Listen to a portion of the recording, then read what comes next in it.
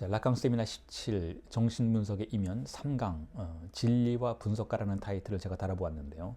자, 세 번째 세미나 1970년 1월 14일에 진행된 라캉의 세미나의 강의를 시작하겠습니다. 먼저 라캉은 이 강의를 시작하면서 대학 담화라는 것이 가진 모순을 지적하며 시작하고 있습니다. 자, 이 강의가 시작된 1970년 1월이니까 강의가 시작된 것이 1970년 1월이니까 70년대라는 새로운 데스니가 시작되려는 시점이라고 할 수 있겠죠. 자, 이 70년대가 시작되는 새로운 시간의 즈음해서 라캉은 지나온 날들을 회고하며 시작을 하고 있습니다. 지난 17년간 라캉이 매주 수요일 12시 30분에 어김없이 세미나들을 이어왔던 사실들에 대한 회고가 있습니다. 이어서 라캉은 자신의 이론들에 대하여 그동안 그 업적에 대하여 자신의 제자들이 일종의 논문과 같은 것을 작성하려 했던 시도들도 언급하고 있습니다. 그런데 라캉은 이렇게 얘기합니다. 아직 자신의 이론들이 그게 10년 전 일이긴 했었는데요. 그 제자들이 라캉의 이론을 가지고 논문을 쓰려고 했던 시도들이, 근데 그때로서는 아직 사정이 무르익지 않았었다라는 취지의 언급을 합니다. 다시 말해서 라캉 자신의 이론을 가지고 그것을 대학 담화화하려는 그러한 시도들에 대한 논평이라고 할 수가 있는데요. 자, 그런데 최근 들어 이 70년에 7월 70년 1월 즈음에서 최근 들어 라캉의 에크리라는 텍스트를 가지고 박사 논문을 쓰려고 했고 그것을 완성했던 벨기에 브뤼셀의 루뱅 대학의 아니카 르메르라는 학생의 존재를 라캉이 지금 언급을 하기 시작합니다. 이 언급을 하면서 라캉이 이렇게 말을 하죠. 자신의 작품은, 에크리는 박사 논문에 다루어지기에는 적절치 않은 구석이 있다. 자, 이런 취지의 이야기를 합니다. 이게 무슨 이야기인가 하면 사실상 아니카 르메르라는 연구자의 이 자크 라캉이라는 텍스트, 박사 논문의 텍스트이기도 했던 이 텍스트는 한국에 번역이 되어 나와 있죠. 자, 그런데 이 텍스트에 대해서 라캉이 서평을 보내주었던 것이 사실입니다.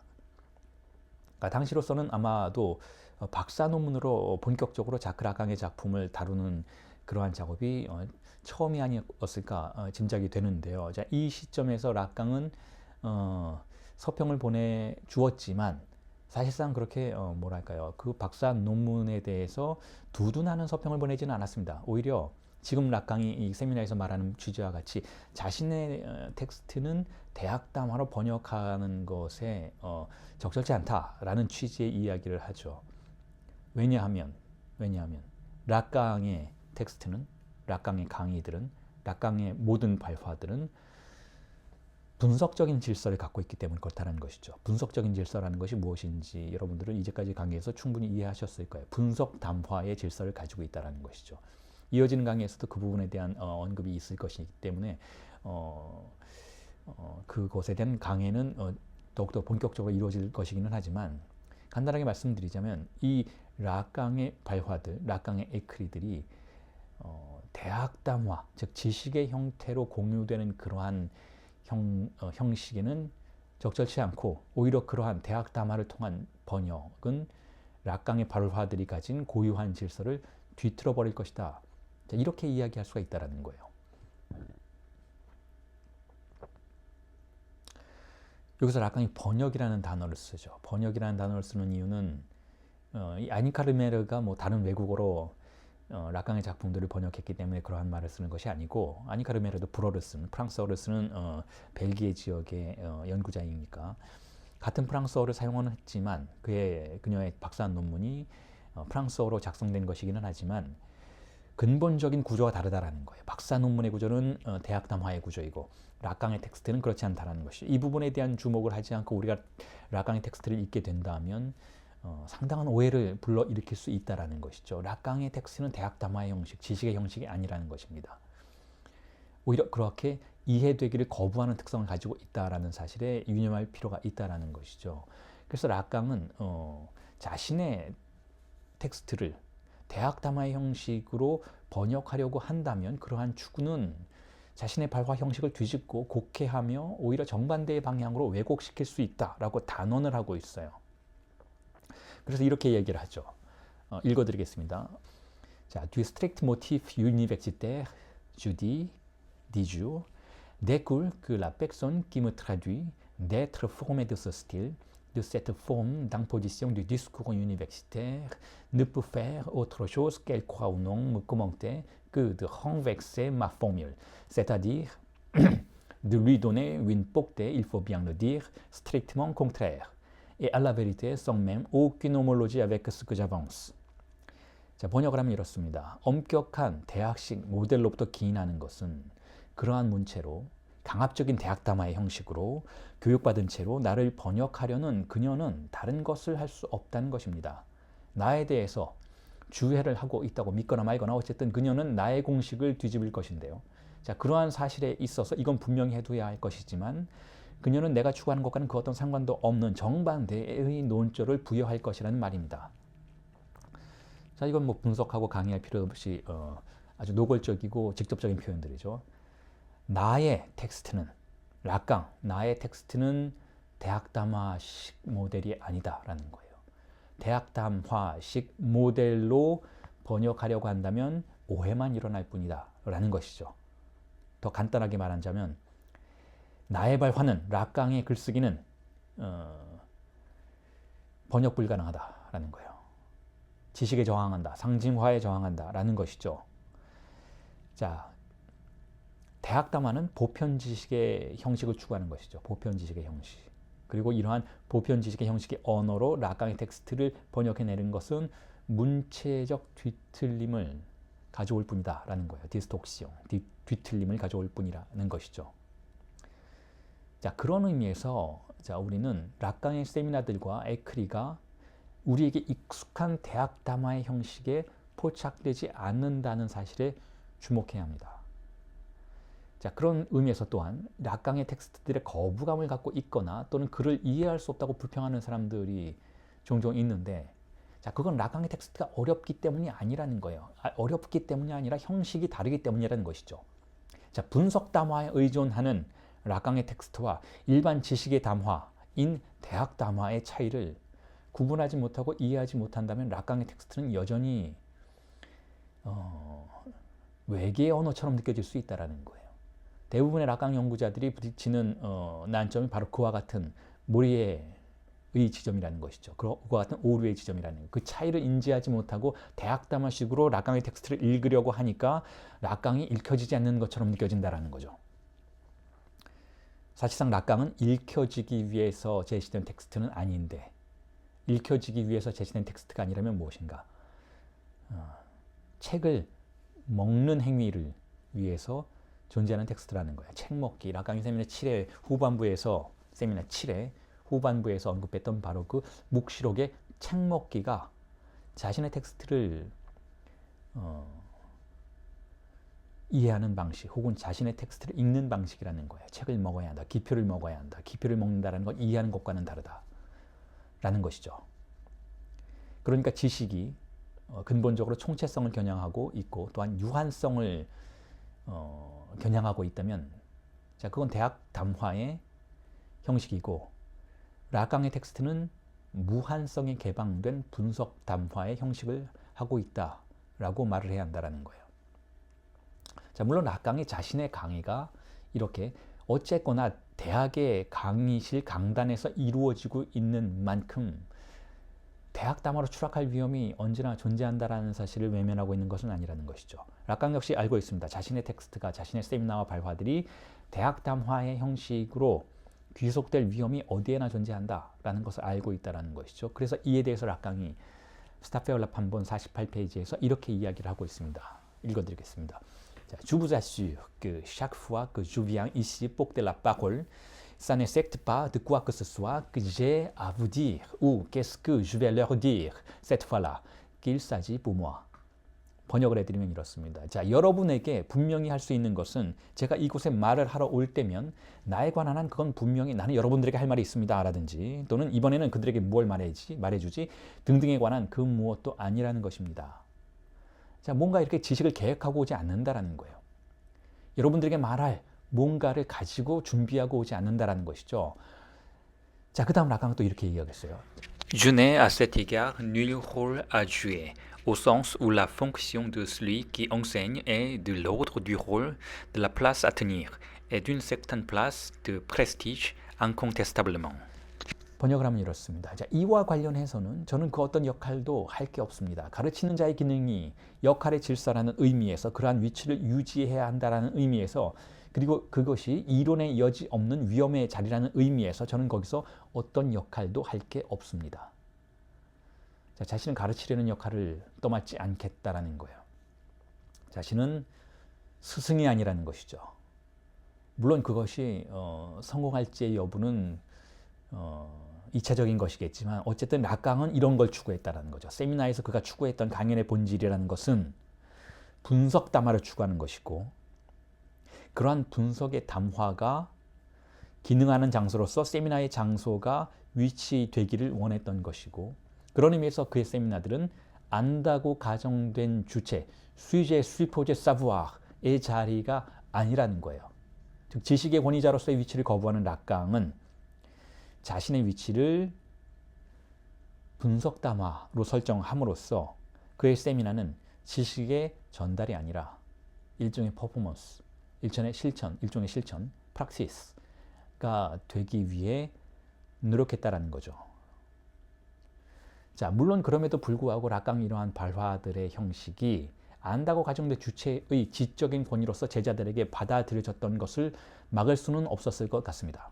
그건 우리에게도 마찬가지고 락강이 죽은 뒤에 어떻게 그의 지식들이 그의 이론들이 이데올로기화 되고 있었는지에 대해서 우리가 관찰해 본다면 자, 이러한 우려는 분명 현실이 되고 있었다라고 볼 수가 있습니다. 비록 한국에서도 마찬가지인 것이죠. 뭐 한국의 락강 연구가 그렇게 대단한 수준에 올라 있는 건 아니지만 비록 보잘것없는 수준이기는 하지만 자, 한국에서의 락강 연구 역시 비슷한 운명을 겪고 있었던 것이죠. 이데올로기화, 지식화, 유한화 되고 있었던 것이죠. 대학 담화화 되고 있었다는 것이죠. 락강과 여타 다른 학자들의 발화 형식을 구분하지 않고 그것을 대학 담화 형식을 통해서 탐구하려고 했던 연구자들, 한국에서도 그런 연구자들이 많이 있는데 자, 그러한 연구자들의 시도는 결국 락강의 실천적인 본질을 호도할 수밖에 없었다라는 거예요. 자, 생각해 보십시오.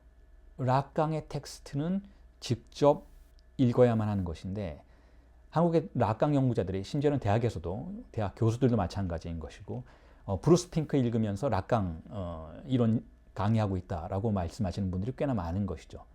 지적 읽으면서 나는 락강 이해했다 라고 그런 2차 서적을 즉 대학 담화 형식으로 번역된 락강을 읽으면서 그걸 락강이라고 착각하고 있는 연구자들이 상당히 많다는 거죠. 락강은 그렇게 읽는 것이 아니라는 거예요.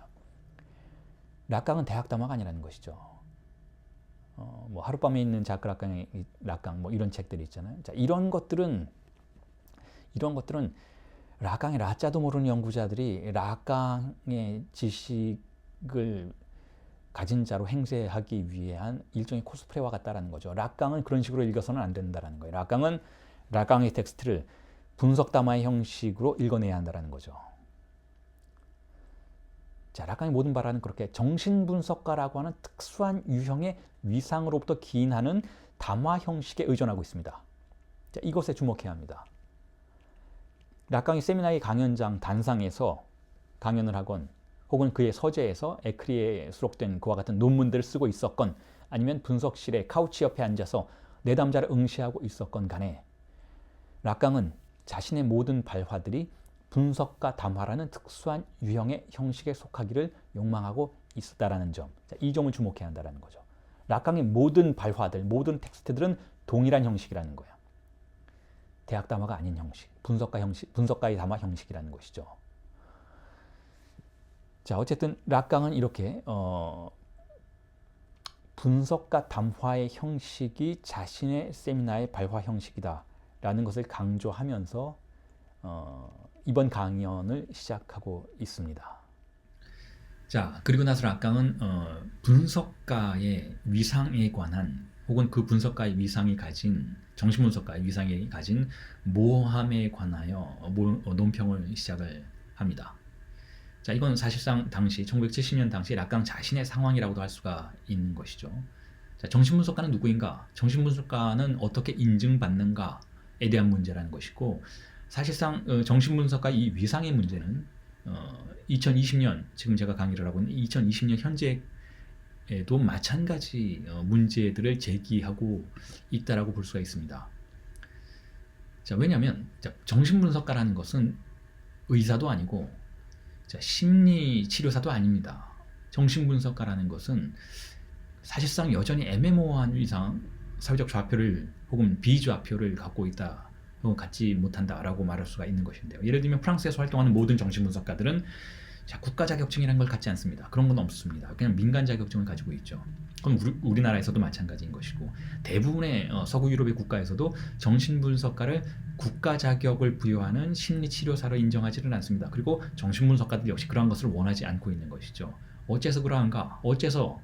자, 우선 먼저 1970년대에 락강 자신은 자신의 협회가 국가의 공인을 받아 활동하도록 할 수 있는 조치를 취하지 않았던 것일까? 자, 이에 반해서 예를 들면 현재 프랑스의 심리학자들은, 심리학은 역사가 훨씬 더 깊죠. 그리고 심리학이 뭐랄까요, 사회적 좌표에 접근하는 방식은 정신분석가들이 접근하는 방식과는 사뭇 달랐다고 할 수가 있는 것인데요. 자, 심리학자들은 국가 자격증을 프랑스에서는 받고 있습니다. 우리나라에서도 국가 자격증 상담 심리사라는 심리 임상가라고 하는, 임상 전문가라고 하는 국가 자격증이 존재하죠. 자, 심리학을 기반으로 한 치료 활동은 이와 같이 국가 자격증, 정신의학자의 수준에 대등할 정도로 인정받는 그러한 자격증을 사용하고 있고 그걸 추구하는데, 자, 그런데 왜 정신분석가는 그러하지 않는가에 대한 문제가 언제나 제기되어 왔고 여전히 제기되고 있습니다. 자, 이에 대해서 락강이 어떠한 태도를 취하고 있는지에 대한 논평을 살펴본다면 어느 정도는 사태를 이해할 수 있을 것이라는 생각이 드는데요. 자, 이렇습니다. 락강은, 특히 세미나 17에서 락강이 우리에게 보여주는 태도는 정신분석을 철저하게 정치적이고 인문학적인 좌표로서 설정하려는 그러한 의지를 보여주고 있다는 것이죠. 자, 여기서 제가 정치적이라는 말을 사용하는 이유는 락강이 정신분석 실천을 권력에 대항하는 프락시스로 간주했기 때문에 그렇다라는 거예요. 그러니까 정치적이라는 표현은 그렇기 때문에 쓰여져야 한다는 것이죠. 일종의 권력에 대항하는 실천. 여기서 말하는 권력이라는 것은 상징화의 권력을 말하죠. 타자의 욕망에 대항하려는 실천. 타자의 언어가 우리의 무의식을 장악하려는 것에 대하여 대항하는 실천. 그리고 거시적인 차원에서는 국가 권력이, 관료적 통제가 정신분석 실천을 규정하고 유한화하려는, 자, 그러한 억압을 일종의 폭력으로 간주하는 태도가 락강의 세미나 17에 여기저기서 발견된다라는 것이죠. 자, 이에 대해서 락강이 뭐라고 하는지를 읽어보도록 하겠습니다. 자, 이렇게 얘기하고 있죠. 자, que c'est même la situation qui est la mienne et que c'est une situation dont jusqu'à présent le statut n'a été réglé d'aucune façon qui lui convienne, si ce n'est à l'imitation, à la semblance de nombreuses autres situations établies, et dans le cas aboutissant à des pratiques frileuses de sélection. 번역을 하면 이렇습니다. 자, 이것은 나 자신, 나라는 것은 락강이죠. 락강 나 자신의 상황 자체이기도 하다라는 것인데요. 자, 여기 현재까지 이러한 상황은 분석가의 위상 자체가 다른 정립된 상황들, 엄격한 선발로 귀결되는 그러한 상황들을 흉내내거나 모방하는 것으로서가 아니라면 여전히 그에 어울리는 그 어떤 방식으로도 해결되지 않았다라는 것입니다. 자, 무슨 말인고 하니, 자, 지금 정신분석가를 양성하는 락강의 기관뿐만 아니라 다른 많은 기관들, 그리고 지금 LPI, 현재 우리의 기관도 마찬가지인 것인데요. 제가 이끄는 LPI의 기관도 정신분석가를 양성하는 기관이라고 할 수 있지만, 자, 여기서 하고 있는 일이란 그저 다른 정립된 경우들, 즉 의사나 혹은 심리사를 선발하는, 자, 그러한 교육기관의 경우들을 그저 흉내내는 수준에 머물러 있을 뿐이다 라고 지금 락강은 논평을 하고 있는 거예요. 그러니까 정신분석가라는 새로운 위상의 정립을 위해서 새로운 절차를 발명해내지는 못하고 있다라는 것이죠. 그러한 새로운 절차의 구성이 필요하지만 현재 상황은 그렇지 못하다, 그저 흉내내는 수준에 불과하다. 다른 기관에, 다른 성격의 기관들이 어떻게 인증하고 규정하고 자격증을 부여하고 하는지, 그리고 그것을 엄격한 시험을 통과하도록 만드는, 자, 그러한 절차로 만드는지에 대한 단순한 흉내 수준에 머물러 있다라고 지금 락강은 이야기를 하고 있는 거예요. 그래서 이와 같은 상황을 언급하기 위해서 락강이 심지어 어떤 비유까지 하는가 하면 운전면허 학원에 대한 비유를 하죠. 자, 대부분의 지금 정신분석과 양성기관들이 마치 운전면허 학원과 같이 어떤 종류의 절차를 밟고 시험을 통과하면 자격증을 부여하는 수준으로 정신분석가의 위상을 설정하고 있다라고 이야기를 하고 있어요. 어떤 종류의 의식을 리튜엘을 통과하면 자격증을 부여받도록 하는 그러한 구조로 되어 있다라는 거죠. 그것은 락강이 원하는 바가 아니라는 거예요.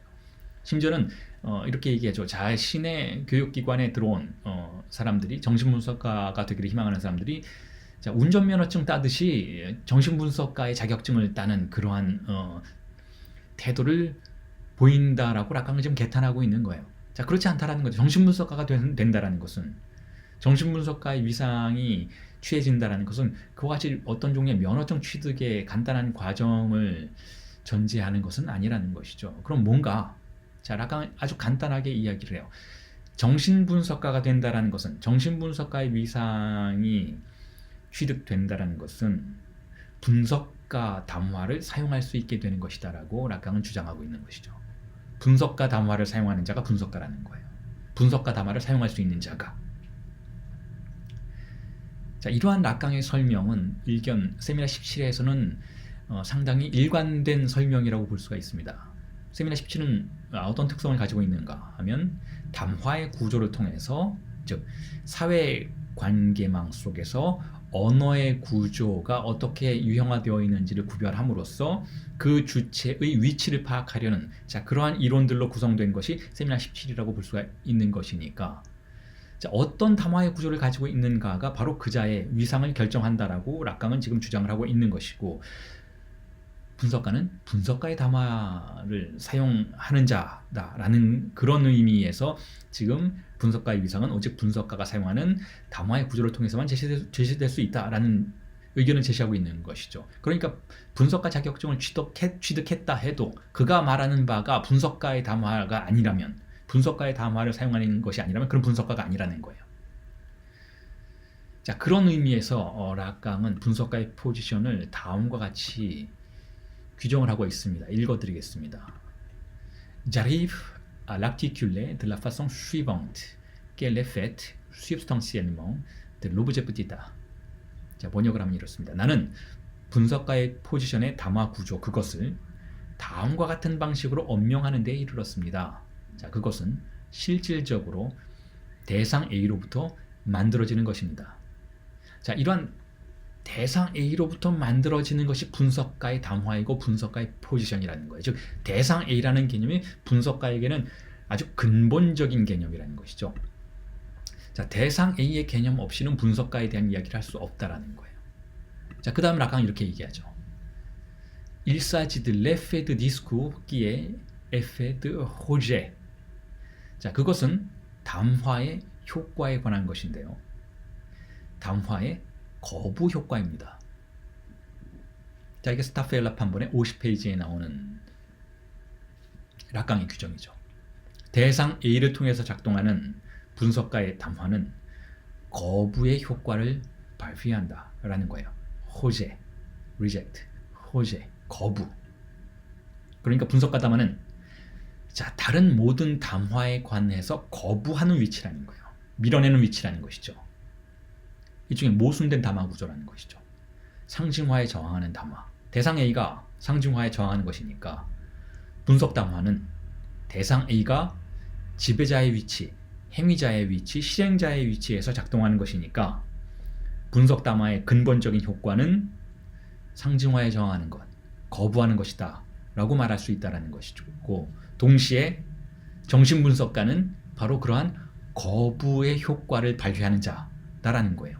그게 정신분석가의 위상을 결정하는 아주 중요하고 근본적인 논점이라는 것이죠. 자, 그런데 분석가 담화에 있어서 대상 A가 지배자의 위치에 존재한다라는 사실은 이미 말씀드렸던 것처럼 상징화에 대한 거부를 의미하기도 하고, 또한 담화 구조 내부에 고유하게 모호함의 사건을 내재한다라는 의미가 되기도 하죠. 그러니까 분석가 담화에 있어서는 이처럼 주도자의 위치에 모호함 자체가 기능하게 된다는 것이죠. 일종의 불가능성의 사태가 지배자의 위치에서 기능을 하게 된다는 것인데요. 자, 그런데 이렇게 모호함이나 불가능성의 사태가 담화의 구조 내부에 존재하는 것은 사실 분석가 담화에서만 그런 것은 아닙니다. 자, 이에 대해서 락강이 어떠한 설명을 하는지를 이어서 강의를 해드리겠습니다. 락강은 이렇게 이야기를 하죠. 형식화된 언어의 구조는 필연적으로 불가능성의 요소와 조화하게 된다라는 그러한 취지의 설명을 하게 됩니다. 자, 예를 들어 보겠습니다. 주인담화에서 지배자의 위치는 S1이죠. S1이 지배자의 위치, 왼쪽 상단에 위치하게 되는 것인데요. 자, 이 경우에 S1은 법을 만드는 자의 위치가 되는 것이죠. 법을 만드는 자의 위치가 되는 것이고, 또한 법은 언제나 주인담화의 위상에서만 작동하는 것이다 라고 할 수가 있는데, 자, 이러한 법의 위상은 어떤 개념을 통해서 자신의 정당성을 확보하는가 하면 정의라는 개념을 통해서 justice라는 개념을 통해서 자신의 정당성을 확보하게 된다는 것이죠. 그런데 자, 바로 여기서 주인담화의 모호함이 발생합니다. 왜냐하면 자, 누가 S1이 법을 집행하도록 허가했는가의 문제가 등장하기 때문입니다. 그러니까 주인의 권위는 어디로부터 오는가? 자, S1이 왼쪽 상단에서 법을 강제한다면, 자, 그것의 강제를 받아들이는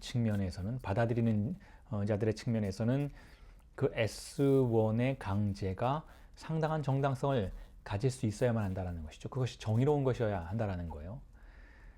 자, 그런데 그러한 S1의 정의로움이 어떻게 증명되는가, 즉 주인의 권위는 어떻게 해서 증명될 수 있는가의 문제가 발생한다는 거죠. 이미 앞선 강의들에서 락강은 그 주인이 헤겔의 주인의 변증법을 인용하면서 그렇게 이야기를 했죠. 그 주인은 죽음을 마주했다는 사실로부터 그의 권위가 정립된다. 자, 그와 같은 이야기를 했었죠. 자, 그러나 S1이 주인이 죽음을 진정으로 마주했는지는 또한 알 수가 없다, 알 길이 없다라는 언급도 우리가 했었던 것이죠. 자, 주인이 진정으로 죽음을 마주했었는지는 확인할 방법이 없다라는 거. 어느 누구도 그 주인이 죽음을 마주했었다라는 사실에 대해서 확인하는 사람은 없다라는 것이죠. 자, S1이 정신분석적인 표현을 쓰자면 주일상스로서의 죽음을 표지했다라는 사실은 확인되지 않은 채로 수용되고 있다라는 거예요. 이렇게 확인되지 않은 사태에 대한 모호함이 작동하고 있다라는 거죠. 자, 그러한 주인 담화의 산물로서 오른쪽 하단에 대상 A가 출현하게 된다라는 거예요.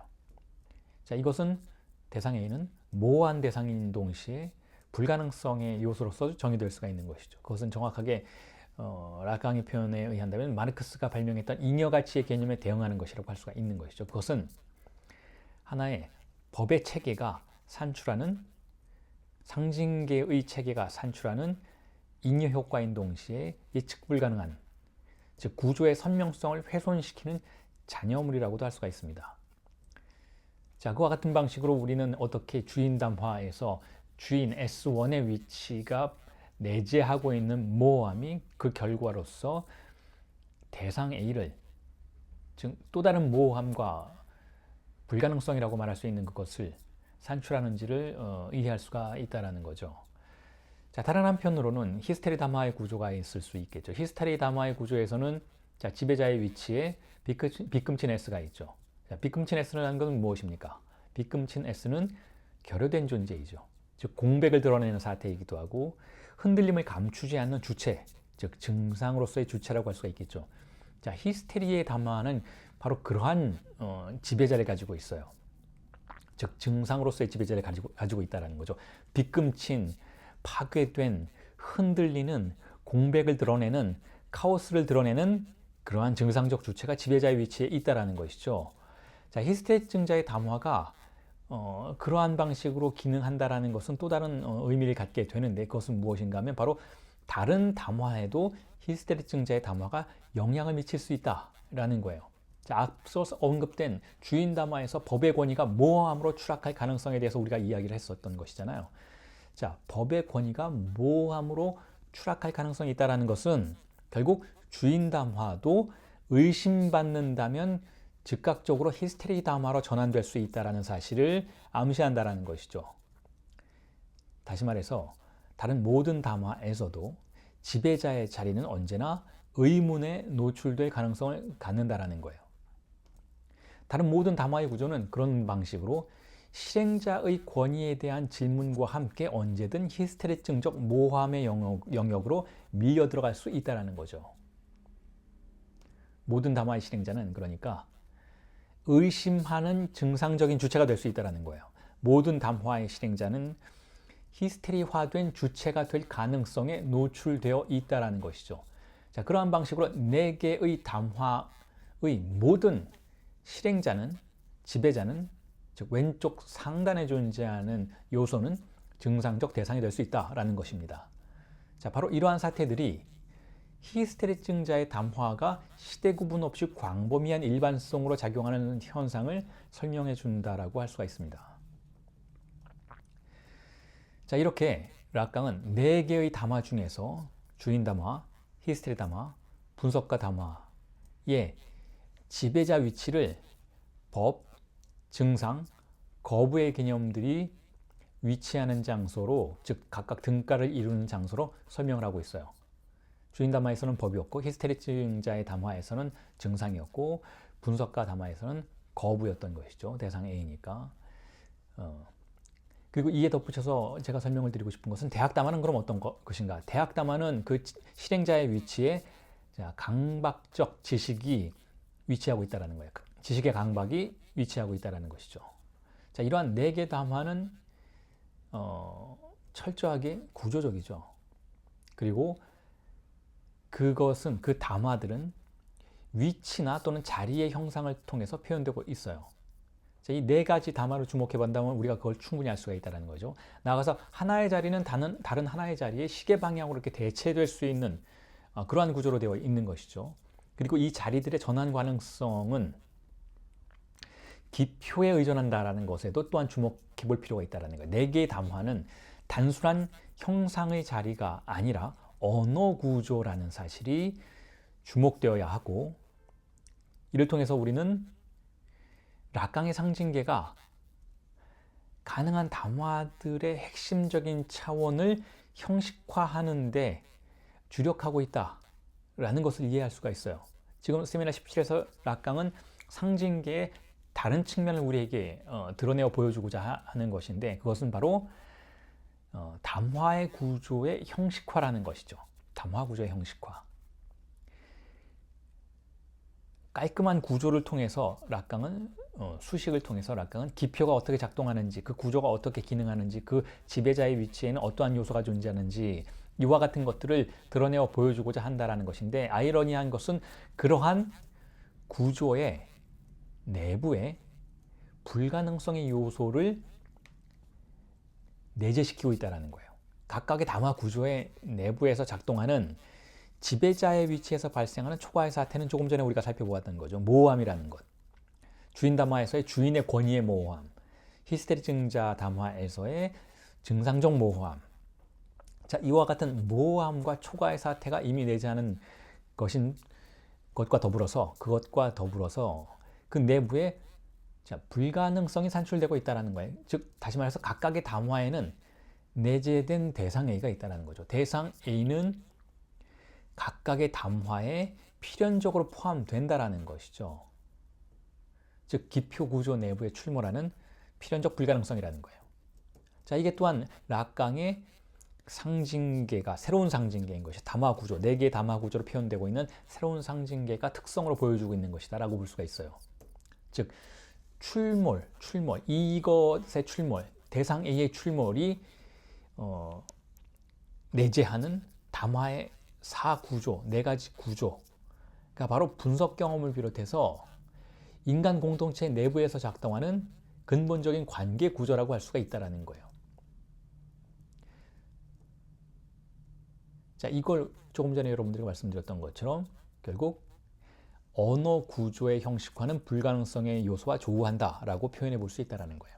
언어 구조를 형식화시키면 그 내부에서 우리는 불가능성의 요소를 발견할 수밖에 없다는 것. 바로 이러한 명제가 락강이 세미나 17에서 인간 사회의 관계망을 지탱하는 담화의 언어 구조로 증명하고자 하는 바이고, 또한 우리의 삶의 언어적인 삶이라고 할 수 있는 우리의 삶에서 발견할 수 있는 구조와 그 구조에 내재된 불가능성이라고 할 수가 있다는 거예요. 즉 삶의 법칙 안에는 죽음의 법칙이 존재한다는 것. 바로 그러한 죽음의 법칙, 즉 불가능성과 관련해서만 인간 사회의 담화적 관계가 가능해진다는 것을 락강은 설명하고 있습니다. 자, 이처럼 언어 구조의 내부에 불가능성의 요소가 내재되어 있다는 개념은 프로이트의 반복 강박 개념에서 논증되었던 것이기도 합니다. 자, 프로이트가 쾌락 원칙을 넘어서서 강조한 것이 쾌락 원칙을 넘어서면 반복 강박이 존재한다라는 사실이었다라는 점에 주목해야 한다고 락강은 제안하고 있습니다. 자, 구조 내의 불가능성이란 바로 언어와 같이 구조화된 것으로서의 무의식의 내부에서 발생하는 반복 강박의 현상의 다름 아니기 때문입니다. 자, 그러니까 반복 강박이라는 것은 지금까지 우리가 이야기해왔던 불가능성의 출현, 반복된 출현이라고 할 수가 있어요. 자, 이에 대해서 락강이 뭐라고 하는지를 읽어드리겠습니다. La répétition, qu'est-ce que c'est? Lisons son texte, voyons ce qu'il articule. Ce qui nécessite la répétition, c'est la jouissance. Le terme est désigné en propre. 번역을 하면 이렇습니다. 반복 강박, 그것은 무엇일까요? 자, 프로이트의 텍스트를 읽어보도록 합시다. 그가 언명한 것을 살펴보도록 합시다. 반복 강박을 초래하는 것은 그것은 주의상스입니다. 주의상스라는 개념이 분명하게 지시되고 있습니다. 자, 여기서 명백하게 우리가 알아볼 수 있는 내용은 이렇습니다. 프로이트는 반복 강박이라는 개념을 통해서 새로운 이론적 도약을 시도하고 있었다는 거죠. 다시 말해서 쾌락 원칙의 한계 내부에서 작동하는 인간의 욕망을 탐사하고 있었던 프로이트에게 반복 강박이라는 것은 쾌락 원칙을 넘어서도록 만들어주는 주요한 개념적 장치라고 볼 수가 있었다는 것이죠. 자, 이런 반복 강박과 자, 그로 인한 주의상스는 쾌락 원칙의 세계를 초과하는 무엇이라고 볼 수가 있어요. 쾌락 원칙이라는 것은 삶을 반복적으로 보장해주는 원칙이라는 거 할 수가 있는 것이죠. 삶이 반복적으로 회귀된다라고도 표현할 수가 있는 것이죠. 자, 이와 같은 쾌락 원칙과 삶의 세계에 대립하는 것이 바로 반복 강박이고 또한 반복적 회귀라고 볼 수 있는 것이죠. 죽음 충동의 반복적 회귀라는 것. 자, 그러니까 쾌락 원칙이라는 것은 문자 그대로의 의미와는 좀 다르게 쾌락 원칙이라고는 하지만 le principe de plaisir라고는 하지만 쾌락이 없는 소외된 삶이라고 볼 수가 있어요. 그러니까 쾌락 원칙은 억압된 삶이고 조율된 삶이고 필터링된 삶인 것이기 때문에 소외된 삶이죠. 알리에나시옹이라는 개념, 소외라는 개념이 작동하는 장소인 것이니까. 그래서 이 장소를 락강이 유명한 용어를 통해서 설명하고 있죠. 두 죽음 사이에서 첫 번째 죽음이라고 명명되는 장소가 바로 쾌락 원칙의 장소라고 볼 수가 있는 것이죠. 첫 번째로 죽는다라는 거예요. 즉 우리의 삶이 쾌락으로부터 소외된다. 즉 죽음과 같은 삶이다. 예를 들면 사막화된 삶이다, 핍진화된 삶이다 라고 부를 수 있을 그러한 첫 번째 죽음의 장소인 것인데, 그에 대해서 반복 강박이라는 것은 그러한 첫 번째 죽음을 끝장내러 오는 두 번째 죽음이라고 할 수가 있는 것이죠. 그래서 쾌락 원칙의 세계를 첫 번째 죽음이라고 부른다면 반복 강박 또는 죽음 충동의 세계를 두 번째 죽음의 세계라고 볼 수가 있습니다. 자, 그러니까 쾌락 원칙을 넘어서해서 프로이트가 말하는 반복 강박이 무엇인가 하면 그것은 주의상스의 변증법에 속하는 것으로서 분명하게도 삶에 대립하여 나가는 것이라고 볼 수가 있어요. Qui s'inscrit d'une dialectique de la jouissance, c'est proprement ce qui va contre la vie 라고 락강은 이야기하고 있죠. 그것은 주이상스의 변증법에 속하는 것으로서 분명하게 삶에 대립하여 나가는 것이다. 여기서 말하는 삶이라는 것은 쾌락 원칙이 지배하는 장소인 것이고 첫 번째 죽음이 지배하는 장소이고 그에 대립해서 반복 강박이 작동하고 있다는 거예요. 즉 기표의 구조에 의해서 우리가 지금까지 살펴보았던 바와 같이 기표의 구조에 의해서 장악되는 인간의 삶, 인간의 신체는 즉 상징계의 법에 의해서 장악되는 인간의 신체는 일종의 소외된 신체이고 쾌락 원칙이 작동하는 신체라고 볼 수가 있지만 그 장소에 또한 두 번째 죽음이 내재적이다라는 거예요. 두 번째 죽음이라는 것은 반복 강박을 의미하는 것이고 죽음 충동을 의미하는 것이죠. 자, 그래서 이에 대해서 우리가 이런 설명들을 부연해 볼 수 있을 것 같습니다. 즉 프로이트의 이 죽음 충동이라는 개념, 죽음 충동, 앙스탕 드 머흐라는 이 개념이 언명하는 것은 무엇일까? 자, 앙스탕이라는 용어는 부적절하다라고 이미 제가 다른 강의에서도 수차례 말씀드린 바가 있는데 앙스탕은 영어로 인스팅트죠. 인스팅트라는 것은 본능이고 생체적인 뉘앙스를 가지고 있는 것이기에 충동을, 죽음 충동을 지칭하기에는 부적절한 것이긴 하지만 그럼에도 불구하고 여기서 우리가 이러한 용어를 사용하게 되는 것은 그것이 우리를 반복적으로 어디로 데려가는 사이클을 형성한다는 것에 강조점이 두어져야 한다는 것이죠. 다시 말해서 이 죽음 충동, 앙스탕 드 모흐라는 것은 삶의 반복이 그러하듯이 삶은 반복되는 것이잖아요, 여러분. 삶은 욕구와 만족의 사이클인 것이잖아요. 그 배가 고프면 먹고 불만족스러우면 만족을 추구하고 이런 것들의 반복이라는 것이죠. 자, 그게 바로 삶의 사이클이라고 한다면 물론 그러한 삶의 사이클은 쾌락 원칙의 지배를 받기 때문에 아무리 욕구가 많아도 너무 많이 추구하지는 않죠. 너무 많이 만족하지는 않죠. 왜냐하면 너무 많이 만족하게 되면 파멸하게 되니까. 예를 들면 아무리 배가 고파도 끝없이 먹지는 않는 것이죠. 적절한 수준에서 포만감이 오면 먹기를 중단하죠. 즉 욕구를 자제하는 것이죠. 물론 그것이 고장나게 되면 이제 뭐 폭식증과 같은 그러한 사태가 발생하는 것이긴 하지만 어쨌든 쾌락 원칙은 그러한 것들을 조율하는 원칙이라는 것이죠. 자, 그런데 이러한 욕구와 만족의 사이클이 우리의 쾌락 원칙의 수준에서 작동하는 삶의 원칙인 것이라면 반복 강박이라는 것은 바로 삶의 소멸을 가져오는 주기, 사이클이라고 볼 수가 있어요. 즉 죽음 상태의 회귀, 즉 삶이 정지되는 어떤 지평과 같은 장소로 반복해서 끌려 들어가는 그와 같은 사이클이라고 볼 수가 있는 것이죠. 즉 반복해서 소멸하려는 충동, 바로 이곳을 정신분석은 주이상스의 장소라고 표지하고 있어요. 자, 이에 비해서 다시 말씀드리지만 쾌락 원칙이라는 것은 한계 원리다라고 생각해 볼 수가 있는 것이죠. 자, 한계에 도달하면 다시 돌아가려고 하는, 그러니까 너무 강력한 충동에 조우하면 뒷걸음치는, 자, 그러한 원리라고 볼 수가 있는 것이죠. 쾌락 원칙이라는 것은. 자, 쾌락 원칙은 그렇게 초과를 억압하고 긴장을 최소화하는 방식으로 우리의 삶을 유지되도록 하는 기능을 한다는 것이죠. 자, 최소 긴장의 원리라고도 볼 수가 있는 거예요. 그러니까 반면에 주이상스는 이러한 쾌락 원칙에 대해서 바로 그 한계를 초과하는 사건인 것이죠. 그것을 초과하려는 반복인 것이죠. 주이상스와 쾌락 원칙의 이와 같은 관계를 정신분석 임상의 구조적인 차원에서 우리가 고려해 본다면 반복 강박이라는 것은 주이상스의 회귀를 의미하고 또한 반복 강박이라는 것은 다시 결함이나 실패와 같은 무언가를 생산하는 반복이라고 볼 수도 있어요.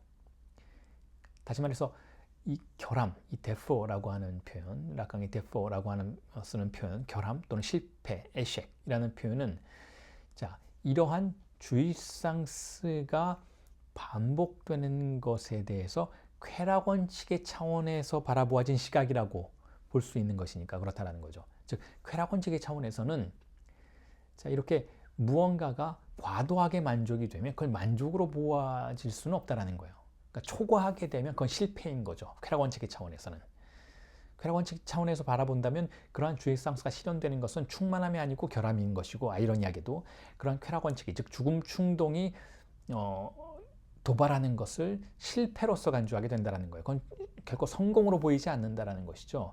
주의상스의 차원에서는 실현이고 반복 강박의 차원에서는 어떤 종류의 충만함인 것이지만 그럼에도 불구하고 쾌락 원칙의 차원에서 그것은 반복되는 실패라고밖에 인지될 수가 없다는 거예요. 자, 이에 대해서 락강은 키르케고르의 언명을 소환하면서 자, 이러한 표현을 쓰죠. 자, 반복 강박은 상실되는 것, unfact에 관여한다 라는 사실을 지목해요. 키르케고르의 논점들을 도입하면서 락강 그런 표현들을 쓰죠. 그런 설명들을 하게 되는 것이죠. 그런데 그게 무엇에 대한 상실인가 하면 우선 먼저 그것은 속도에 대한 상실이다 라는 표현을 써요. back to the vitesse라는 표현을 쓰죠. 즉 둔화, 침체라는 것이죠. 자, 그런데 이런 표현들을 쓰면서도 락강은 이게 지금 애매모호한 방식으로 주의상스와 쾌락 원칙의 관계를 각자 다른 관점에서 해석하려는 시도들이라고 볼 수가 있는데 락강은 이에 대해서 또 이러한 언급들을 하죠. 읽어드리면 이렇습니다. 자, dans la répétition même, il y a des perditions de jouissance라고 표현을 해요. 번역하면 이렇죠. 자, 반복 강박 자체 내부에도 주의상스의 상실이 존재합니다. 자, 이러한 표현은 굉장히 역설적이에요. 왜냐하면 반복 강박은 주의상스가 폭발하는 장소라는 방식으로 지금까지 논점이 이어져 왔기 때문에 반복 강박 자체 내부에도 주의상스의 상실이 존재한다라는 표현은 상당히 모순된 것처럼 보인다는 것이죠. 왜냐하면 쾌락 원칙의 내부에는 주의상스가 상실되어 있으니까. 즉 소외된 장소이고 죽음의 장소인 것이니까 쾌락 원칙의 내부에서 주의상스가 상실되었다 라고 표현하는 것은 타당한 것처럼 보이는데 락강은 한 단계 더 나아가서 반복 강박 자체 내부에도 주의상스가 상실되었다. 주의상스의 상실이 존재한다 라는 표현을 쓰고 있어요. 혹은 반복 강박이 unfact, 상실되는 것에 관여한다 라는 표현을 쓴다는 것이죠. 혹은 반복 강박 역시 무언가 속도를 상실한다. back to the vitesse 라는 논점을 지금 설명하고 있고 또한 반복 강박 내부에서 즉 주의상스의 회귀에서 다시 결함과 실패를 이야기한다는 것은 모순된 것처럼 보인다는 거죠. 자, 이에 대한 설명을 이렇게 해볼 수 있을 것 같아요. 반복 강박 자체의 내부에도 상실이 존재하며 그것은 주의상스의 상실이다라고 말할 수 있는 것은 일단 일견 모순된 것처럼 보이기는 하지만 자, 그럼에도 불구하고 우리는 프로이트가 상실된 대상이라는 개념으로 무엇을 설명하려고 했는지를 염두에 두면서 이와 같은 논점을 이해해 보려고 시도해 보아야 한다는 것이죠. 무슨 이야기인가 하면 자, 죽음 충동의 중액으로서 존재하는 큰 사물 역시 자신을 부재 형식으로만 제시할 수 있다는 거예요. 자, 어디에도 충만함은 없다는 것이죠.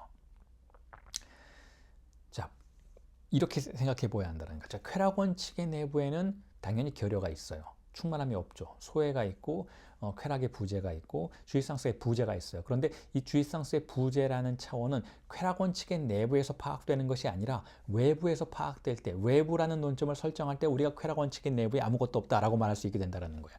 쾌락 원칙의 내부에서는 그런 생각을 하지 못한다는 거죠. 쾌락 원칙의 내부에서는 자, 삶의 내부에서는 삶의 무언가가 있고 탐닉할 만한 무언가가 있고 만족할 만한 무언가가 있다라는 자, 팔루스의 질서가 제시되고 있기 때문에 그 질서의 내부에서 생각한다면 삶의 내부에서 무언가가 결여되어 있다라는 생각은 할 수가 없다라는 것이죠. 반면에 이와 같은 차원을 그대로 주의상스의 차원으로 가지고 온다면 자, 주의상스의 차원에서 동일한 논점들을 전개시켜 볼 수가 있다라는 것. 즉 주의상스의 내부에서는 거기에 충만함이 있는가? 하면 그렇지 않다라는 거예요. 왜냐하면 주의상스의 외부의 시점을 설정하고 주의상스를 바라본다면 즉 쾌락 원칙의 관점에서 주의상스가 일어나는 장소를 관찰해 본다면 그것은 진정한 만족이나 실현과 같은 방식으로 비추어지지 않는다라는 거죠. 그것은 초과이고 그것은 이상적인 무엇으로부터 일탈하는 사태이고 그것은 그런 의미에서 실패이고 그것은 상실이라는 것이죠. 자, 이와 관련해서 우리는 큰 사물이라는 개념에 결국 어떻게 자신을 제시하는지에 대한 설명을 덧붙여 보는 것이 의미 있을 것 같아요. 자, 과거에 락강은 세미나 7과 같은 1950년대 말에 락강은 이렇게 주의상스에 대한 설명을 제시했었죠. 즉 주의상스라는 것은 자, 한쪽에 소외된 쪽이 있고 주의상스가 없는 쪽이 있고 자, 그걸 쾌락 원칙의 영역이라고 볼 수가 있고 그것이 일종의 상징계가 지배하는 장소라고 볼 수가 있다면 그 외부에 다시 말해서 한계의 외부에 큰 사물이 존재한다 라는 방식으로 주의상수를 외부에 있는 것으로 가정하고 그 외부에서 무언가 강력한 힘이 작동하는 것으로 가정하는 그러한 태도를 보였던 시절이 있었다는 거죠. 그러니까 내부와 외부라는 논점을 물론 그 당시에도 외밀성이라는 개념을 통해서 그 외부가 그렇게 딱 잘라진 외부라고 볼 수는 없고 내재하는 외부이다라는 그러한 암시를 분명히 하고는 있었지만 그럼에도 불구하고 큰 사물이라는 개념은 결국 무언가가 충만하게 실현되는 장소일 것 같다라는 뉘앙스를 주었던 것만은 사실이라는 거예요. 그런데 지금 이제 와서 락강이 다시 정교하게 설명하는 방식에 의한다면 자, 쾌락 원칙의 세계가 있고 죽음 충동의 세계가 있다면 쾌락 원칙의 세계는 상징계의 한계인 내부에서 작동하는 세계라면 거기에도 분명히 결여가 있는 것이지만 그 내부의 관점에서 보았을 때는 그것을 결여라고 파악하지는 않는다라는 거예요. 팔루스에 의해서 언젠가는 보상될 장소, 보상될 결여, 즉 한시적인 결여라는 그러한 관점을 취하도록 만드는 것이 바로 내부의 논리라는 것이죠. 근데 마찬가지 관점을 그대로 주인상스의 영역, 즉 죽음 충동의 반복적인 회귀의 영역에 적용시켜 본다면 자, 주인상스의 영역에서도 그것은 충만함이라고 볼 수가 없다라는 거예요. 그 큰 사물은 결국 하나의 이미지일 뿐이지 실제로 주의상스가 우리에게 일어난다면 실제로 반복 강박이 우리에게 발생한다면 우리는 그 반복 강박을 통해서 무언가가 실현되었다라고 생각하기보다는 역시 상실과 실패를 경험하는 방식으로 그것을 인지하게 된다는 것이죠.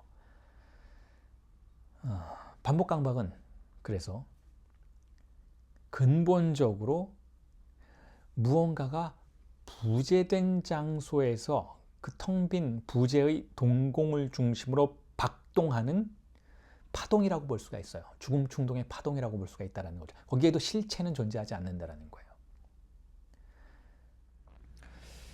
자, 이 작가의 논의가 프로이트의 이론을 빌어서 주의상수와 반복 강박을 논평하려는 시도였다면 자, 이제부터 또한 락강은 자신의 고유한 이론을 통해 논평을 이어나갑니다.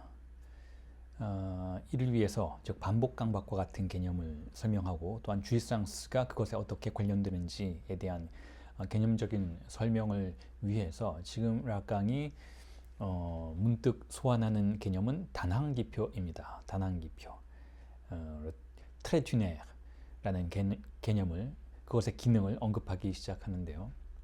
이 단항기표 개념은 이항기표의 개념과 함께 즉 S1의 기능이죠. S1의 개념은 S2의 개념과 함께 이번 세미나 17에 아주 중요한 토대로 작용하는 개념이라고 할 수가 있겠죠. 이제까지 다른 강의들, 세미나 17의 이전 강의들, 강의 수업에서 제가 굉장히 다양한 방식으로 락강이 설명하는 방식을 따라서 여러분들에게 그것을 설명해 드렸던 것인데 이제 락강은 조금 다른 방식으로 그것을 도입해서 설명을 이어나가고 있습니다. 자, 여기서 락강이 무엇이라고 하는가 하면 단항기표에 대해서 단항기표란 표지의 가장 단순한 형식이다 라고 말하고 있어요. 표지, 마크죠. 마크. 그래서 표지의 가장 단순한 형식이다. La forme la plus simple de marque 라는 표현을 쓰죠. 자, 그러니까 가장 원초적인 표지라는 거예요. 그러니까 기표로 할 수 있는 모든 행위 중에서 가장 첫 번째 것, 가장 시작점에 존재하는 것이라는 거죠. 그게 단항 기표, 항이 하나밖에 없는 기표의 기본적인 규정입니다. 그리고 이 표지라는 것은 그런 의미에서 기표에 의해서 표지되었다라는 이 사태는 기표의 기원, l'origine du signifiant이라는 거예요. 즉, 모든 기표 개념의 기원이 된다는 것이죠. 그러니까 락강의 상징기는 기표의 체계라고 여러분들은 모두 이해하고 계시는데 그렇다면 그 기표의 체계가 어디서 시작되느냐를 파악할 때에는 단항기표를 이야기해 볼 수 있다는 거예요. 기표는 그런 의미에서 자신의 기원을 갖고 그 기원을 단항기표라고 부른다 라고 일단은 규정할 수 있다는 것이죠. 그리고 그것이 하는 임무, 기능은 표지 기능이라는 거예요. 기표는 표지하는 기능이다 라는 것이죠. 무엇을 표지하는가 하면 신체를 표지한다라는 거예요. 기표, 언어의 물리적 최소 단위라고 할 수 있는 기표가 하는 일은 그것이 우리의 신체를 표지했기 때문이다. 신체를 표지하는 기능을 갖는다 라고 말할 수가 있다는 것이죠. 자, 이에 대해서 락강이 뭐라고 하는지를 읽어드리겠습니다. C'est que c'est du trait lunaire que prend son origine tout ce qui nous intéresse, nous analystes comme savoir. 자, 그것은 우리 분석가들의 관심을 끄는 것으로서 지식의 기원으로서의 단한기표입니다. 자, 이렇게 말하고 있어요. 지식의 기원이라는 것이죠. 그러니까 분석가가 만약에 정신분석가가 분석 주체로부터 내담자로부터 무언가 지식을 찾아내려고 한다면 바로 그러한 지식의 기원에는 단한기표가 있다라는 거예요. 분석가는 바로 그 단한기표에 접근하려고 모든 임상분석의 실천을 작동시킨다라고 볼 수도 있다라는 것이죠. 어떤 지식이 존재한다면 그것은 분석가의 지식이 아니고 내담자의 무의식에 표지된 단한기표에 관련된 지식이라는 것을 이해할 수 있어야 한다라는 거예요. 자, 그래서 바로 이와 같은 사실, 즉 무의식의 지식의 기원에 표지로서의 단한기표가 존재한다라는 사실을 분석가는 유념해야 한다라는 거예요. 그러니까 정신분석, 락간이언 정신분석, 프로이트 락강의 정신분석이 진행되는 과정에서 우리가 1차적으로 겨냥하는, 찾아내야 하는 지식의 장소를 단한기표라고 규정해 볼 수 있다는 것이죠. 자, 그리고 나서 또 이렇게 이야기를 하고 있습니다. 읽어드리겠습니다. Car la psychanalyse prend son départ d'un tournant qui est celui où le savoir s'épure, si je puis dire, de tout ce qui peut faire ambiguïté, être pris d'un savoir naturel. 번역하면 이렇습니다. 자, 왜냐하면 정신분석이 출발점으로 삼는 것은 어떤 전환점으로부터인데요.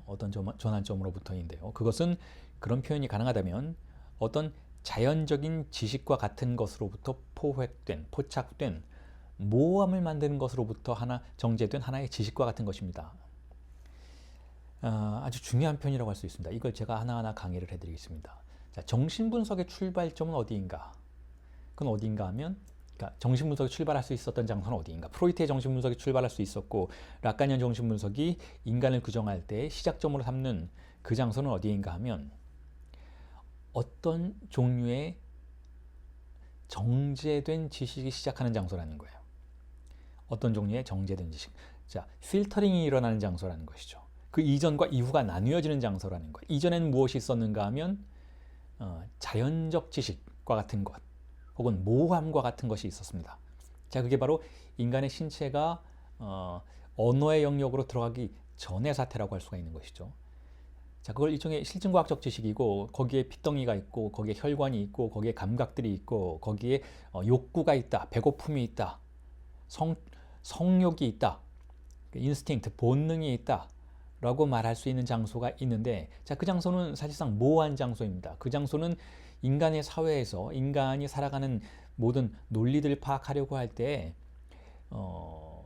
직접적인 원인이 될 수 없는 장소라는 것이죠. 자, 그 장소에서 존재하는 자연적 지식과 같은 것 혹은 모함과 같은 것으로부터 어떤 단절이 일어난다라고 볼 수가 있고, 그 단절의 지점이 바로 하나의 정제된 지식이 시작되는 장소라고 볼 수가 있는 것인데, 그게 바로 S1이 기능하는 장소, 단한기표가 기능하는 장소라고 볼 수가 있다는 것이죠. 자, 이처럼 인간의 신체에게는, 인간의 존재는 어떤 자연적 상태가 가정이 될 수 있죠. 자연적 상태가. 그건 실제라고도 부를 수가 있겠고 생체적인 사태라고도 볼 수가 있겠죠. 그냥 우리의 몸뚱이가 있다는 것이죠. 그 몸뚱이가 있는 이러한 장소에는 자, 어떤 주의상수도 없고 욕망도 없죠. 그건 욕구가 존재하는 세계이니까. 자, 그런데 이 몸뚱이에 무언가가 표지됩니다. 그걸 S1이라고도 부르고 단한기표라고도 부르죠. 자, 이 기표가 표지됨으로써 모든 게 바뀌게 된다는 거죠. 모든 게 바뀌어서 다른 방향으로 나아가게 된다는 것이죠. 자, 그 다른 방향으로 나아감을 저는 필터링이라고 자주 표현을 했었어요. 자, 상징계의 시작점이 설치가 되면, S1이 표지가 되면, 자, 그 이후에는 모든 게 다른 방향으로 나아가기 시작한다는 거죠. 필터링이 일어나기 시작한다는 거예요. 자, 그에 반해서 자, 이와 같은 락강의 인간학에 반해서 우리의 삶을 탄생에서부터 생체적인 존재로서 탄생하는 그 순간부터 어딘가로 이끄는 자연적인 지식과 같은 건 존재하지 않는다라는 사실을 주장하고 싶어요. 그러니까 생체적인, 생물학적인 존재로서의 지식 혹은 우리의 삶을 어디론가 이끄는 자연적인 성향과 같은 것, 언어가 배제된, 기표의 세계가 배제된 어떤 자연적인 성향이나 경향과 같은 것, 이런 것은 락강의 인간관이 아니라는 것이죠. 우리 흔히 그런 얘기 많이 하잖아요. 부모님이 어떤 유전자를 물려주어서 이 주체는, 이 아이는 그렇게 활동하게 된다. 그렇게 그와 같은 성향을 갖게 된다라는 말을 많이 하는데 결코 그렇지 않다라는 거예요. 그 유전적인 지식의 전수는 우리의 신체를 결코 완전히 장악할 수가 없다라는 것이죠. 우리의 신체를 보다 강력하게 장악하는 것은 바로 그 부모의 유전자가 아니라 부모가 타자들로부터 영향을 받아서 했던 언어적인 표현들이고, 그 언어적인 표현들이 그 아이의 신체에 남기는 표지점들이고, 그 다난기표의 표지점으로부터 어떻게 아이의 욕망과 주의상수가 구성되어 나가느냐, 어떻게 필터링 되어 나가느냐의 문제인 것이지, 자연적인, 태어나면서부터 자연스럽게 따르게 되는 삶의 지식이나 유전적인 지식과 같은 것은 존재하지 않는다라는 거예요. 사회적인 존재로서, 말하는 존재로서, 말을 통해서 훈육당한 존재로서 인간의 삶은 기표의 표지와 그것의 필터링과 그것의 억압과 부인의 작용들을 따라서 중충 결정되는 방식으로 나아간다라는 것을 락강의 정신분석은 주장하고 있다라는 것이죠. 자, 그래서 이걸 저는 이렇게 표현하고 싶어요. 락강의 정신분석에서의 인간은 기표의 표지를 통해서 극도로 인위적인 언어 구조의 세계에 편입된다라는 거죠. 극도로 인위적이라는 거예요. 자연적이지 않다라는 거죠. 인간의 존재는 극도로 인위적이라는 거예요. 여러분, 성충동에 관련해서 제가 지속적으로 여러분들께 설명드렸던 부분을 한번 떠올려 보시기 바랍니다. 인간의 성충동은 결코 자연스럽잖아요. 동물들의 성충동, 번식을 위한 성충동 혹은 어떤 욕구를 위한 성충동의 행위와 인간을 비교할 때는 극도로 인위적이라는 것, 기이하다라는 것을 알게 되죠. 사랑이 전제되고 어떤 종류의 물신들이 전제가 되고 혹은 세디즘과 마조이즘이 개입하는 방식으로 인간의 성충동은 전혀 자연적인 성향을 갖고 있지 않다는 것이죠. 자, 그와 같은 인간의 성충동을 결정하는 것은 그렇다면 무엇인가? 바로 기표의 구조라는 거예요. 기표의 구조. 언어의 구조가, 언어를 통한 인간의 신체의 표지점들이 어떻게 주의상수를 발산하고 그것을 어떻게 억압하고 그것을 어떻게 부인해서 우회시키느냐, 어떻게 중충 결정시키느냐에 따라서 결국 인간의 존재가 성적인 경향성을 갖게 된다면 그것은 자연스러운 본능은 아니라는 것이죠. 자, 그래서 이렇게 다난기표를 통해서 표지되는 다난기표, 첫 번째 기표 S1을 통해서 표지되는 인간의 신체는 그 표지되는 순간으로부터 자연의 세계로부터 혹은 생체적인 삶으로부터 전혀 다른 차원의 구조 속으로 들어서게 된다라고 이해하셨으면 좋겠어요. 그러니까 본능이 작동하는 것이 아니고 본능은 기표의 표지를 통해서 충동으로 변화하면서 그것이 이후의 사태에 중층 결정되는 방식으로 예측 불가능한 효과를 산출한다 라고 말하고 싶어요. 이에 덧붙여서 제가 말씀을 드리자면, 자, 심리학과 정신의학을 비롯해서 여타 모든 종류의 심리치료의 경향들이 어떻게 원인과 결과를, 병인론을 이해하는지를 한번 떠올려 보셨으면 좋겠습니다. 자, 일반적인 심리학과 정신의학은 혹은 여타 심리치료들은 증상의 원인을, 그게 심인성이건 즉 마음의 병이건 혹은 생체적인 것이건 혹은 다시 말해서 생물학적인 신체가 뇌의 뉴런들의 이상작용에 의해서, 이상분비에 의해서 발생하는 것으로 파악하는 것이건 어쨌든 인과관계를 논리적으로 설정하려는 경향이 있다는 거죠. 자, 세로토닌이 적으면 우울증이다. 도파민이 많으면 조증이다. 이런 방식으로. 아니면은 이 아이가 이렇게 폭력성을 보이는 것은 어린 시절에 부모가 폭력적이었기 때문이다 라는 사회적인 인과론인 것이죠. 자, 이렇게 논리적인 인과론에 귀속시키는 경향이 있다는 거예요. 자, 그런데 다시 말해서 그러한 방식으로 인간의 병과 그 병의 원인을 딱 떨어지는 논리관계 안에서 파악하려는 경향이 있다는 것이죠. 자, 그런데 프로이트 라강의 정신분석은 그렇게 원인과 결과를 논리적 도미노 관계로 설정하지는 않습니다. 그렇게 가정되지 않는다는 거죠. 아무리 폭력적인 부모 밑에서 컸다 해도 폭력적인 성향을 전혀 갖지 않고 다른 성향을, 굉장히 유화적인 성향을 가질 수 있어요. 부모가 오히려 아주 유화적이고 전혀 폭력성을 보이지 않는다 해도 아이는 그것을 다른 방식으로 받아들일 수 있어서 아주 폭력적인 존재가 될 수도 있다는 것이죠. 거기는 어떤 이미 결정된 논리가 존재하지 않는다는 거예요. 이미 결정된 논리로 그 사람은 그 부모가 이랬으니 이 사람은 이럴 것이다 라는 방식으로 파악하는 것은 언어도단이라는 거죠. 그렇게 하면 안 된다는 거죠. 왜냐하면 우리의 무의식의 구조는 중층 결정되어 있기 때문에 그렇다는 거예요. 중층 결정된다는 것은 다양한 요소들이 예측 불가능한 방식으로 결과를 산출해내는데 작업한다는 거죠. 협업한다는 것이죠. 그리고 거기서 만약에 그렇다면 정신분석은 어떤 원인과 결과의 어떤 질서도 가정하지 않는가? 자, 원인과 결과의 질서는 가정하지 않겠지만 정신분석은 프로이트 라강의 정신분석은 무의식을 지배하는 최소 논리는 파악하고 있다는 거예요. 최소 논리. 그것은 정신분석의 틀을 이루는 중요한 개념들이라는 것이죠. 그게 뭔가 하면 바로 억압과 부인이 존재한다는 것. 그게 바로 무의식을 만들어낸다는 것. 자, 거기에는 논리가 있는 것이죠. 억압의 논리가 있어요.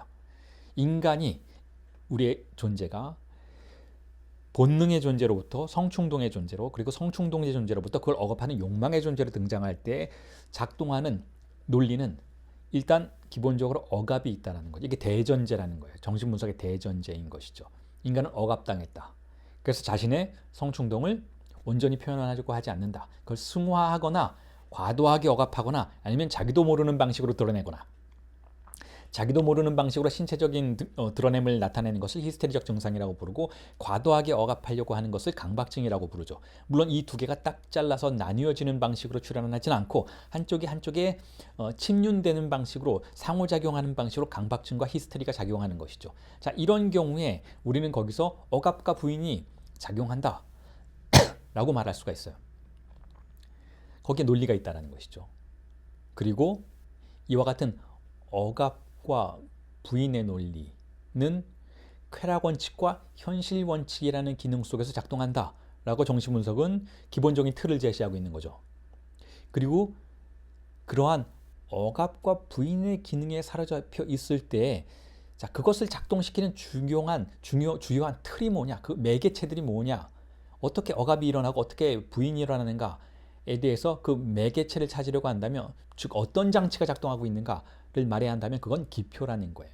기표에 의해서 표지되고, 표지되면 억압되고, 억압된 뒤에는 부인되는 작동이 일어난다는 것이죠.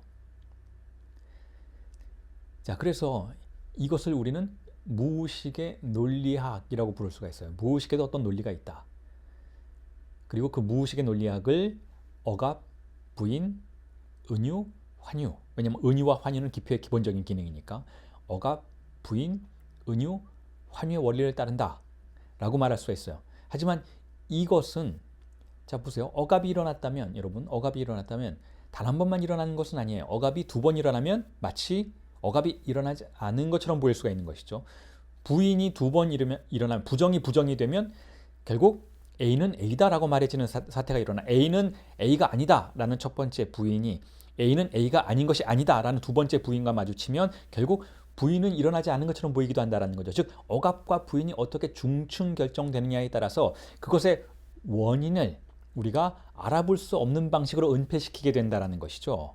은유와 환유도 마찬가지라는 거예요. 그러니까 억압, 부인, 은유와 환유라는 기본적인 원리와 논리가 있기는 하지만 그것이 서로 중층 결정되는 방식으로 우리는 그 원인을, 그 병의 원인을 단순한 논리로 환원시킬 수 없는 사태로 우리를 밀어넣게 된다는 거예요. 그러니까 그걸 우리는 우발성이라고 부른다는 것이죠. 자, 제가 이런 설명을 이렇게 자세하게 여러분들에게 드리는 이유는 결국 어떠한 지식도 우리에게 무의식의, 내담자의 무의식에 접근하는 기본적인 도구가 되어줄 뿐이지 그 지식이 내담자를 판단할 수 있는 기준이 될 수는 없다라는 거예요. 결국 이러니까 저러하다라고 진단서를 작성할 수 있도록 만들어주는 지식이란 정신분석에서 존재하지 않는다라는 거죠. 모든 내담자의 무의식은 개별적이고 그 개별적인 것에 대해서 정신분석가는 무지하다라는 것이죠. 어떠한 지식도 어떠한 공부도 내담자와 함께 탐사해 보기 전에 결정될 수 있는 건 없다라는 거예요. 흔히 우리가 그런 얘기 하잖아요. 우리가 정신분석가를 찾아가고 정신의학자를 찾아가서 혹은 심리학자를 찾아가서 이런저런 이야기를 하고 그러면 테스트를 하죠. 특히 심리학에서 그런 일을 많이 하죠. 테스트지를 주고 그것에 의해서 당신이 어떤 사람인지를 말해주겠다 라는 그러한 제안을 하게 되는 것이죠. 그게 바로 우리가 정신의학 학과에 가서 정신병원에 가서 결국 질문받는 내용들인 것이잖아요. 하나의 지식의 틀이 있고 당신의 원인을 찾아주겠다. 아, 당신 강박증자군요. 당신은 뭐 히스테리 증자군요. 당신은 뭐 공황장애이군요. 하나의 지식의 틀을 제안하고 그 지식의 틀에 의해서 그 사람의 병인을 찾아낼 수 있다라고 주장하는 이러이러한 행동의 원인에는 이것이 있다라고 말하는 그런 종류의 정신의학을 락강의 정신분석은 거부한다라는 거예요. 어떠한 지식도 그것의 증상과 원인을 단번에 연결할 수 있는 지식은 존재하지 않는다라는 것이죠. 모든 병은 아주 개별적인 원인을 갖고 있기 때문에 분석가나 정신의학자의 지식의 틀 안에 포획되지 않는 그러한 특성을 갖는다라는 것이죠. 그러니까 분석을 해보지 않으면 어떤 원인이 어디에 존재하는지 결코 알 수가 없다라는 것을 분석가는 정신의학자는 겸허하게 받아들여야 한다는 거예요. 자신의 지식으로 테스트하려고 하지 말아야 한다는 것이죠. 자, 증상의 원인의 병인론의 우발적인 속성 그리고 중증 결정되는 속성에 관해서 이와 같은 논의를 하고 있는 락강은 그에 대한 보충 설명을 위해서 감각과 사유의 관계를 설명하려고 합니다. 어떤 의미에서는 실제와 상징계의 관계를 설명하는 논점이라고도 할 수가 있겠는데요. 락강은 이렇게 이야기하죠. 지각이 무엇인지를 이해하려면 사유에 의존할 수는 없다라는 취지의 이야기를 합니다. 어떠한 지각도 자연에 존재하는 것과 등가를 이루는 방식으로 자연스럽게 전달되어 감각되지 않기 때문이다라는 것이죠. 심지어 락강은 이렇게 이야기합니다. 그런 의미에서 지각의